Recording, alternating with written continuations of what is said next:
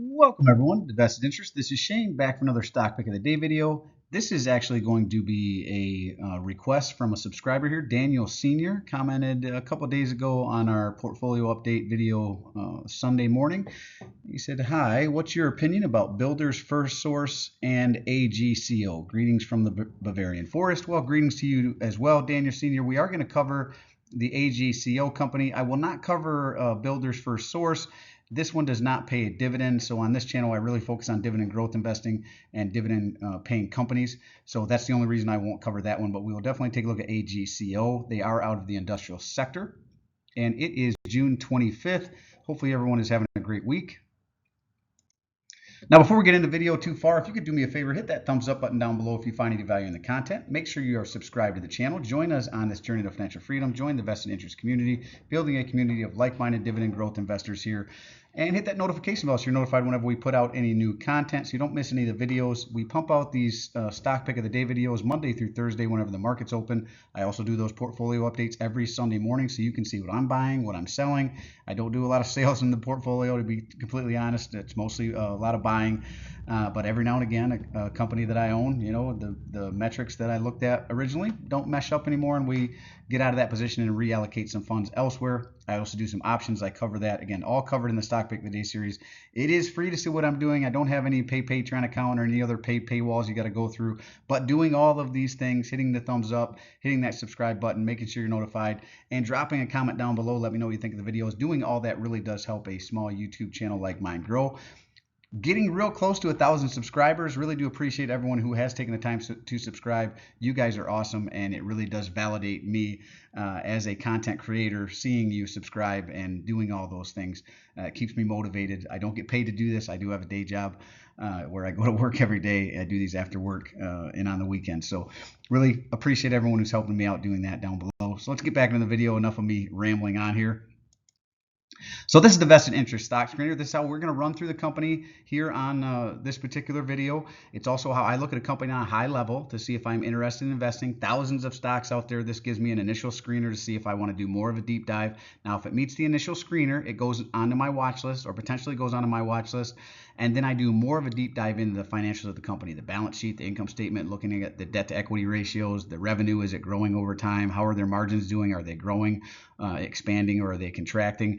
Are they paying down debt? There's a lot of good information in the balance sheet and the income statement you should be looking at, especially around debt and revenue, and making sure that the company is financially sound. Just because it meets this screener does not mean I am investing. It just means it passes the initial screener, and then I do more of a deep dive. Now, you can modify this to your investing strategy. Maybe you don't like some of these.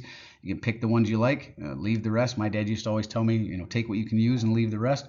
So I'll leave that up to you as well. Take what you can use from these videos and leave the rest. It just is the way I do it. Some of these might be important to you, others might not.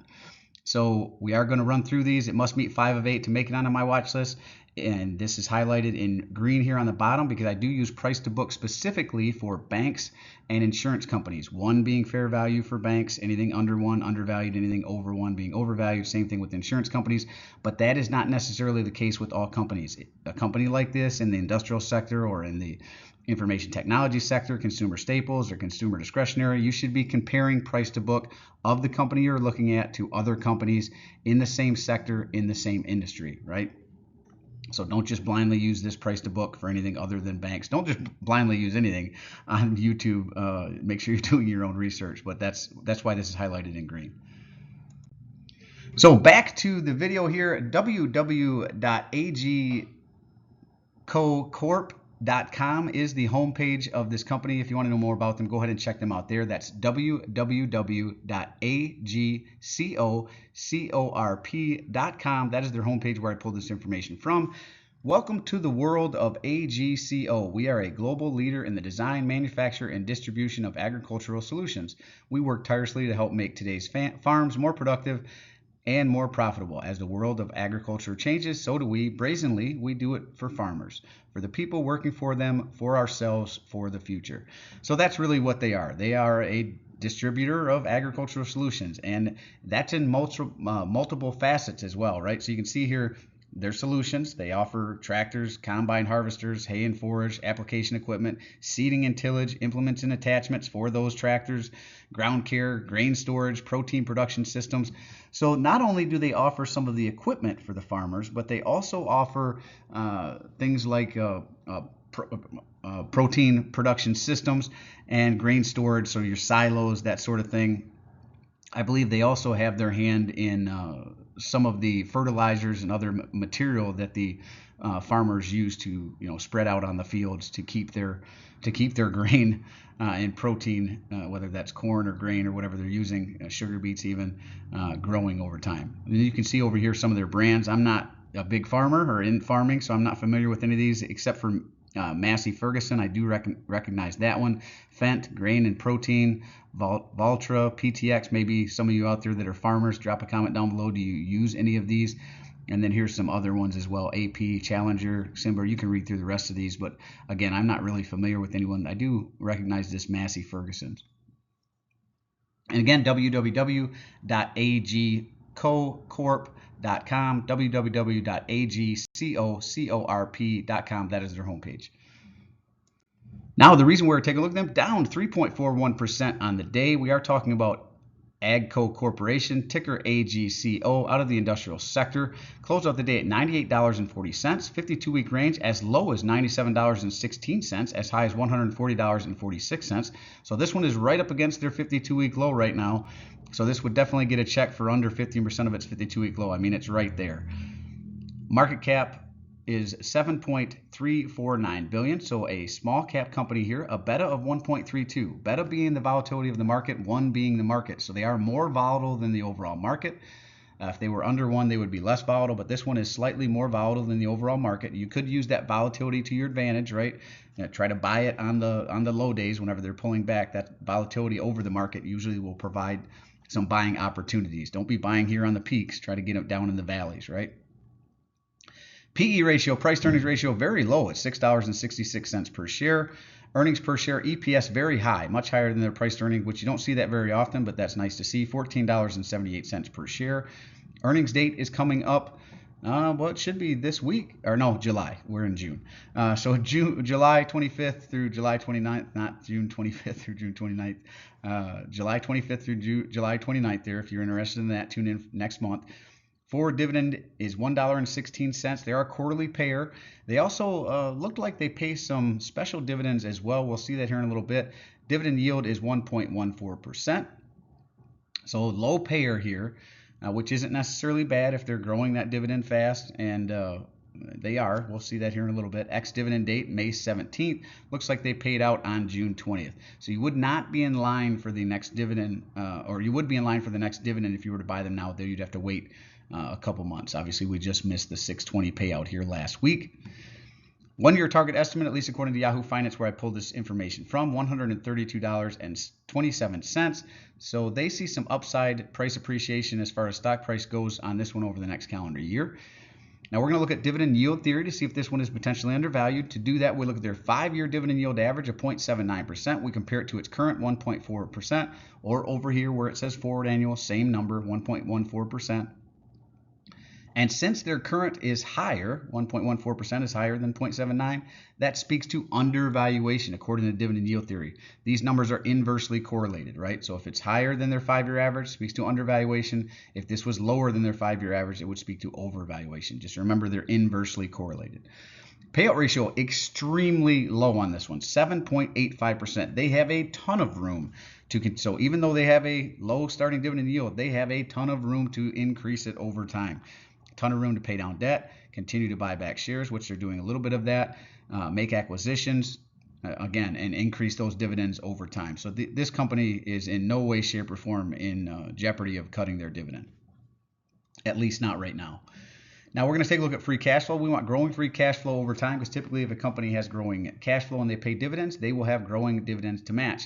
So you can see here going back to 2021, $390 million in free cash flow. 2022, 449, 2023, 585, and the trailing 12 months so far, this is trailing 12 months. It means exactly what it's saying here. Partial 2023 numbers, plus the 2024 numbers. It kind of gives you a projection of what if they maintain the same sales and everything, free cash flow of 2023, where they should be at the end of the year. Obviously, you'll have to tune back in and see where they actually end up for 2024, because they could really fall off in Q4 and not meet that. But so far, it looks like, at least, especially from 2021 to 2023, growing nice, steady, growing free cash flow, and it looks like they're probably going to hit growing free cash flow into 2024 as well. Not only are they growing their free cash flow, but it looks like they're sporadically repurchasing their own shares. I like to see that. 2021, a big chunk here, 135 million, and then 2023, 53 million. So far, the trailing 12 months, they haven't done anything since this buy in 20. So they must not be buying anything in 2024 yet. Now we're going to jump over here to stockanalysis.com. I always recommend more than one source so you can make sure the information you're getting is accurate and up to date. Now they call it a strong buy. They have 6 analysts that have taken a look at this. Strong buy, low estimate of $133, which would be a 34.99% increase from where it currently sits. Average estimate of $142.17, which would be a 44.3% increase from where it currently sits. And if you happen to hit their high of $153 estimate, that would be a 55.29% increase from where it currently sits. All the while, you could collect that 1.14% dividend yield. Now, I do like it whenever I see all of the analysts have a higher price than where they, and significantly higher price than where they currently sit. That is a good sign. Though analysts are not the end all be all, and 6 analysts is not a ton, it does give us kind of a range of where they're thinking this price should be, from 130 to 153. So it does look, at least according to these 6 analysts, like it's significantly undervalued right now. Dividend yield theory also says it's potentially undervalued. You might want to run a discounted cash flow analysis on this one and see if that meshes as well. Now, I'd like to get into the statistics here. We look at return on equity and return on invested capital to see how well the company is reinvesting its capital back into itself. And to do that, I like 10% or better for the metric. Return on equity here sitting at 24.7%, more than twice the 10% I'm looking for. And same thing with return on invested capital sitting at 12.23%, a little bit over that 10% I'm looking for. So good numbers overall. I'd get a check there. Now, here's the only one negative I have found with it. EPS growth, I like 5% or better projected over the next 5 years. They're saying negative 2.23%. Now, they do have a very high EPS growth, so I mean that's not terrible. It'll bring it down from that 12, 14 range, down to a 10 range, which would still be over their price to earnings ratio, unless they recovered. But I don't like to see negative forecasted EPS growth, so that would not get a check for me. Revenue forecasted growth is slow at 1.04%, so they don't see a lot of revenue growth here over the next 5 years. Now we're going to take a look at the dividend here, dividend history to wrap this one up. Excuse me. Again, quarterly payout ratio very low, 7.67%, extremely low. I like 75% or less. So this is a very, very low payout ratio. Gives them a lot of runway to increase this payout, and they are doing so aggressively. 12.28% dividend growth. Growing that dividend for 11 years, buyback yield of 0.4%. So whenever they do make their buybacks, they're doing it well. And shareholder yield of 1.56%. Overall, very good numbers on this one. Like I said, except for the earnings per share, negative earnings per share growth. Taking a look at their payout history, they do pay out on the March, June, September, December timeframe. They also pay out some special dividends. You can see here, going back May 19th, that was my brother's birthday. Happy birthday, Joe, back in May. That's my brother, one of them. May 19th, 2022, they were paying a $4.50. That's a special dividend. You'll see a couple other ones here as we look through. So that is not typical, but very nice to see those big dividends. They're sending out some money to shareholders pretty aggressively here. 2022, 24 cents. That's pretty much in line with what they typically pay. May 12, 2023, they raised it from that 24 cents up to 29 cents. And then again in May, another special dividend, $5 special dividend. So there was $4.50, that was $5. Very nice to see. So they doubled up dividends in May, then back to their regular dividend, August 2023, up to 28.35%. So a little lower than the 29 they paid here. But I mean, when you get a special dividend of $5, I'm all right with that. February 2024, that 28 cents again, and May 14th, 28 cents and some fractions of a penny, and then again special dividend in May, $2.50. So not quite the $5 or the $4.50 that you were getting in previous years, but still a very nice special dividend at $2.50. Very nice dividend growth, like the special dividends, like the nice dividend growth over time. Overall, very good numbers on this company. Very interesting company. This one is definitely going to go on my watch list. I have not looked at the financials. I'd like to do more of a deep dive in this one, but this one looks pretty promising. I really appreciate the recommendation, Daniel. Now, running it through the screener here to wrap this one up, understand the business. That's where we started. Growing free cash flow, yes. Growing dividend, yes. Dividend payout ratio 75%, yes. I mean, under 10% actually. Check valuation based on dividend yield theory. Dividend yield theory says it's potentially undervalued. Buy below current cost basis with 15% of a 52-week low. It's right up against its 52-week low. Return on invested capital and return on equity 10% or better, yes.